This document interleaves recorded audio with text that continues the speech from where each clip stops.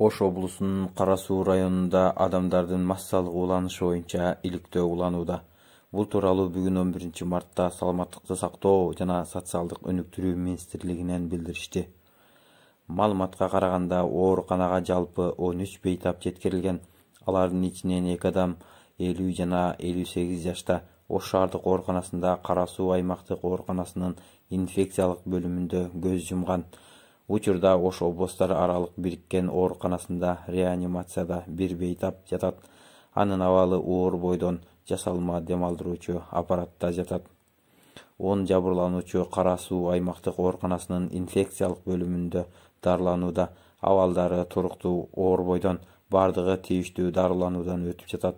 Дагы 15 адам жашаган аймактарындагы дарыгерлердин көзөмөлүндө. Ал эми Ош шаардык ички иштер башкы башкармалыгында маалыматына караганда уулануудан каза болгон 50 жаштагы аялдын жакындары эч кимге эч кандай дооматы жок экенин билдиришкен. Ал 10 мартта болжол менен саат 22:45 чамасында Кара Суу районунда караштуу Нарман ооруканасында көз жумган. Анын жолдошу менен баласы арыз жазуудан жана жансыз денени соттук экспертизадан өткөрүүдөн баш тартышкан. Ал эми маркум Одина 1970-жылы төрөлгөн. Кара Суу районуна караштуу Нариман айылынын тургуну, үй бүлөлүү.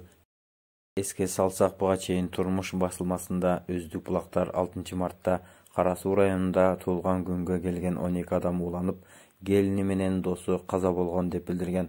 Бул маалыматты Ош шаардык санитардык эпидемиологиялык көзөмөлдөө борборунун башкы дарыгери Мамарасул Өмүрзаков тастыктаган.